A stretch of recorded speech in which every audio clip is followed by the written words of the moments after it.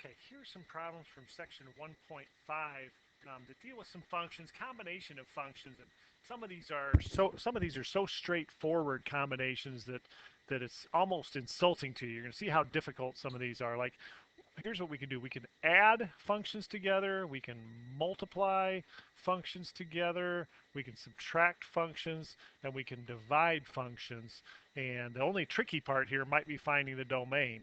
To add functions together, we've got options here. We can say that a f plus g of x can be treated as f of x plus g of x. Or we could pre-combine f plus g. I could add this and this together and then go ahead and simplify. For instance, if I was putting a 3 in there. But either way, this is it. F plus g of x is f of x squared of x squared minus 4 plus x squared on x squared plus 1. All right, let's take a breath. That was pretty hard before we go on to part B. You're going to ask, is that it? Well, you could simplify this. You could get common denominators on this guy and combine it, but it's still going to be pretty much a mess. So I think that's probably as good a stopping point as any. So, but we all know that subtraction is harder than addition. We don't learn to subtract until much later than we learn to add. So here's subtraction. F minus g of x is f of x, square root x squared minus 4. Here's the hard part, minus x squared on x squared plus 1. So we can see subtraction just a lot harder. And then it isn't until like years later that we talk about multiplication. Well, multiplication must be pretty hard. So here is multiplication. C fg of x, or f times g of x, is the product of the two. So that would be root x squared minus 4 times x squared all on x squared plus 1. So yeah, that's much, much harder. Of course it's not. Very, very simple. Now, granted, this is problems that's just not going to simplify out nicely. If there was some simplifying that would look reasonably easy, we would go ahead and do that. And f on g of x. So here is part D. F on g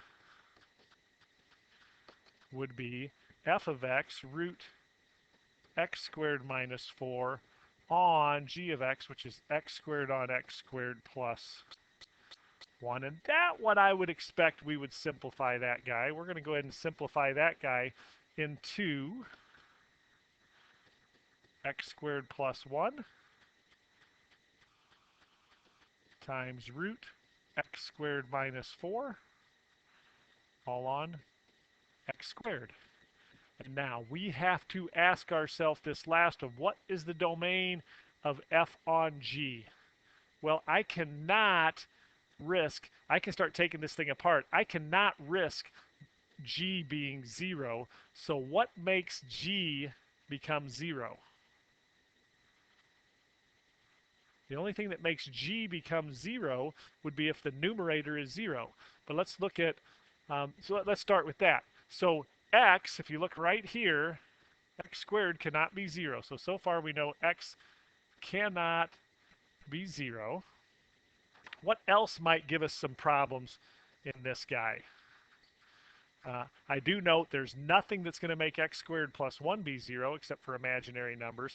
But I do know that x squared minus 4 better be greater than or equal to 0. That means that x better be greater than or equal to 2, or x better be less than or equal to negative 2. So on a number line, I'm going to squeeze it in down here. Here's numbers that are good. We can be 2 or bigger. We can be negative 2 or smaller. We noted earlier we can't be 0, but 0 is already included. So how's that for domain? So the domain can be the tricky part, and as I've said a number of times in Chapter 1, domain probably one of the biggest challenges we have on the test. So we would expect some questions regarding that. Okay, evaluate f of, well, we've been doing this stuff before. It's just now we're combining functions. So again, what I could do is I could find f of 3 plus g of 3, or I could find f plus g of x and combine these guys together first and then put 3 in. But I'm just going to find f of 3 plus g of 3. So that would be 3 squared minus 1 plus 3 minus 2, or 9, 8 plus 1, 9. That easy. So f g of 3t squared. I could find f times g of x, FOIL these out, multiply these against each other, and then put 3t squared in. But I think I'm just going to put 3t squared into f, 3t squared into g, multiply the results. So I get 3t squared squared minus 1 times 3t squared minus 2, or 9t squared minus 1 times 9t to the fourth, excuse me. I heard you out there. I heard you.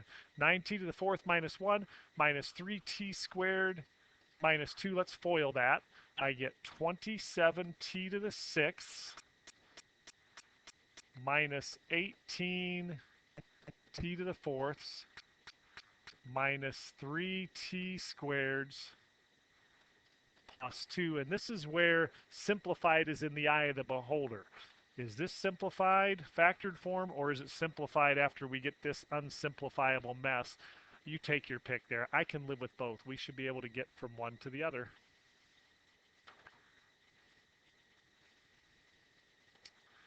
Okay, this is the combination of functions that I find kind of interesting, and some people will call this fog and Goff. This is really f of g of x, and I really like this. Speaks to me because this says I'm going to take x, I'm going to put it into g, I'm going to get g of x, I'm going to put that guy into a factory called f, and I'm going to see what I end up with. So I'll clear off some space for parts B and C, but that speaks to me. So I'm going to find f of g of x is explicitly x cubed plus 1. And f is a factory that takes things, puts them right here, so this becomes the third root of x cubed plus 1 minus 1, which is just the third root of x to the third, which is just x. Huh. So after all this stuff happens, we just end up with plain old x. Okay, so that is part A. Part B, we're looking for g of f of x, which of course just means that we're going to go into f first, get an f of x value, and then place that into g. Or we're going to take g of f of x. F of x is explicitly third root x minus 1. And g is a factory that takes things, cubes them. Oh, let me come back to that. I'm getting ahead of myself. Okay, so now g of that thing, g is a factory that takes things, third root x minus 1, cubes them, and then adds 1. But that is third root of this to the third just becomes x minus 1 plus 1, or x. And right now you are thinking, I hope, we always look for patterns. That's where we go from being mathematician to scientist. You're saying, f of g of x ended up being the same thing as g of f of x. I wonder, much like 7 plus 3 is the same as 3 plus 7, is the composition of functions, what is the word? So many people get this wrong, this word wrong. They know what it is, but they say Commutative, like community, from a commune. It's commutative from the root word commute, which means home to school is the same distance as school to home. Home to school, school to home. You're commuting. You're wondering, is this commutative?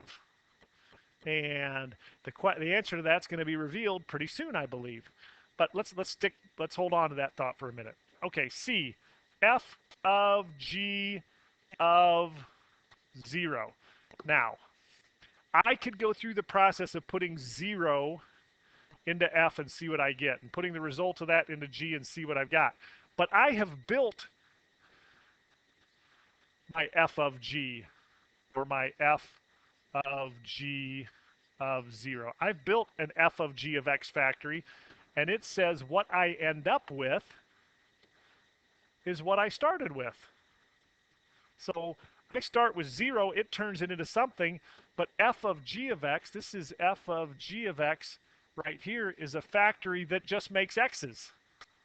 So if I put 0 in, it's a factory that's going to take that 0, turn it into 0. Okay? Kind of a unique problem, perhaps. Let's take a look. So we're going to kind of investigate.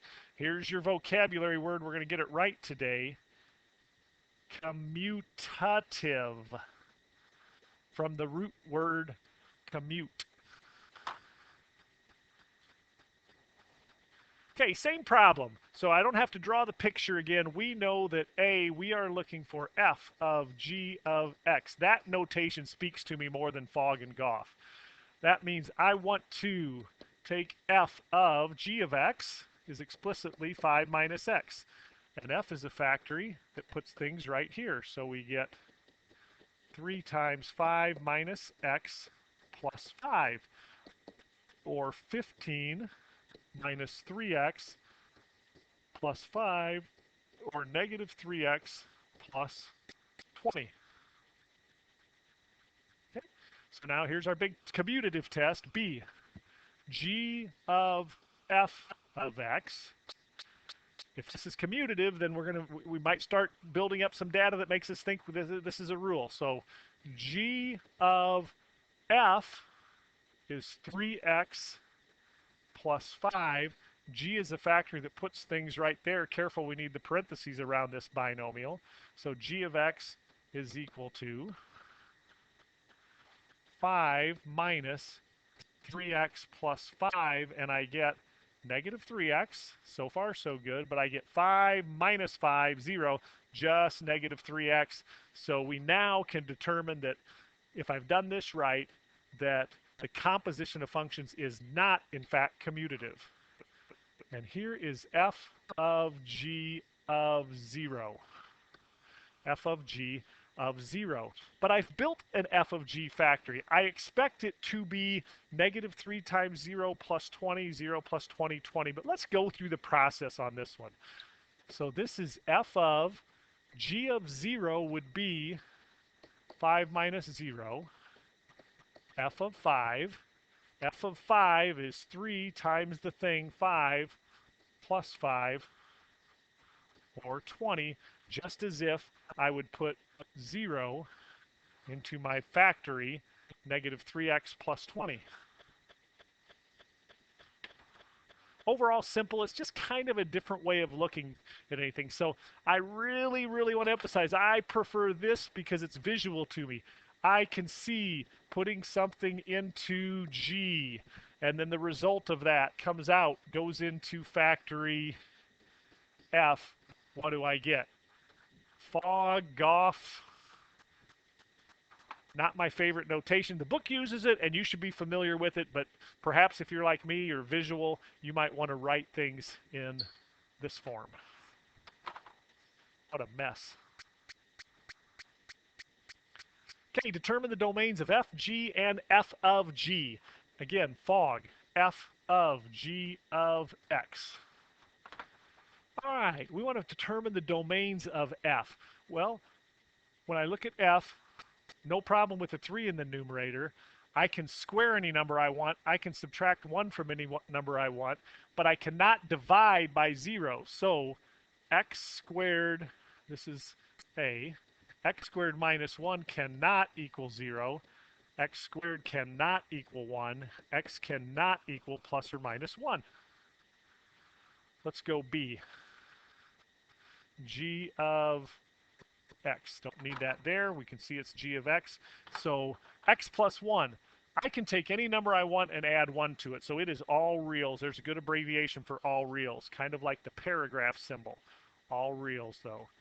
F of g. F of g of x. So B, I think I'm going to find f of g of x. So here is f of g of x. That is f of x plus 1. That is 3 on, f is a factor that puts things here, x plus 1 squared, and then subtracts 1 in the denominator. So this is 3 on FOIL, x squared, plus an x, plus an x, plus 2x. I'm going to get a plus 1 here when I take 1 times 1, but I've got a minus 1, so I'm going to stop there. That is f of g of x. Well, I can square any numbers I want. I can multiply any numbers I want by 2, but I can add any numbers I want, but I cannot divide by 0. So x squared plus 2x cannot equal 0.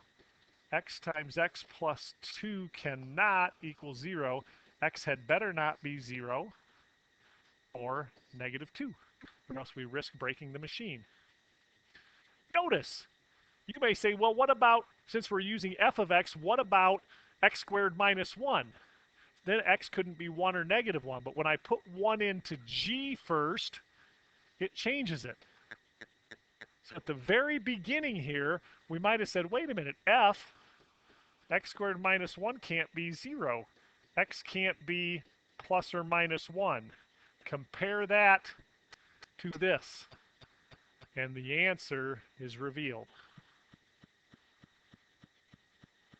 Negative 1 would be bad. What's going to give us negative 1? Okay, give some thought to that one. Find two functions. This is beautiful. This is Keebler's Elf Cookie Factory ready to go on strike. We got a function. My Keebler's elves are doing this, and production is great, and the demand for this product is awesome, and they got to make more and more and more. And these elves are like, take a look at what we're doing. We're doing so much work here. We have to take things, multiply them by 2, add 1 to them. We still have to square them, and they want us to get all this done in this tiny little tree. We have to expand. We need another tree. We've been doing all of this stuff in a tree called H. Now I want to have f of g of x, log x. I want to be able to take x, put it into a tree called G, open up a new tree, hire some more elves, call that tree F, and let F do the rest of the work. So here's the important part of this. G has to do the beginning work. And the work would be order of operations. I start with something, I multiply it by 2, I add 1, and I square it. We basically have 3 steps here, and now the elves have to debate. Do we want G to multiply by 2, or do we want G to multiply by 2 and add 1, and leave the rest to H? Let's let G take care of the first 2 steps. If G of x takes the x, multiplies it by 2, adds the 1, what is left for x to do with the thing it delivers? It just has to take the thing that's delivered to it and square it. You can see if I drop x into G, we get 2x plus 1. Then drop that into F, we get quantity 2x plus 1 squared. As an option, we could have said G of x. After a while, let's say this happens with our elves. They meet at a picnic, and these elves and these elves sit down at a table. They don't see each other very often. So here's a table. They're sitting across from each other. And the elves at Factory G say, hey, what do you guys do during the day? And the elves at Factory F says, well, we square things. And the G says, well, that's pretty cool. And then they start thinking, they say, wait a minute, they just square things. We have to take things and do 2 steps. That's it. We've had it. For the next year, you guys have to do steps. So G says, we'll do this. We will take things and double them. What does F have to do then with the thing delivered? It has to add 1 to the thing, and it has to square the thing. So either of those would be viable options. And hope that helps. I will have another video on 1.5 involving some graphs for you to take a look at, but that should get you started.